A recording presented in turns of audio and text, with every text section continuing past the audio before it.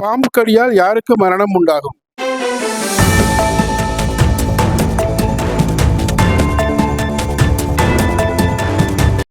நேர்களே வணக்கம். நாம் இப்போது எடுத்துக்கொண்ட இந்த தலைப்பு என்பது பாம்பு கடியால் மரணம் உண்டாகும். நாம் பாம்பு என்று சொன்னவுடன் படையே நடுங்குகின்றது. அப்படி இருக்கையிலே இந்த பாம்பை கண்டால் அனைவரும் அலறடித்து கொண்டு ஓடுவார்கள்.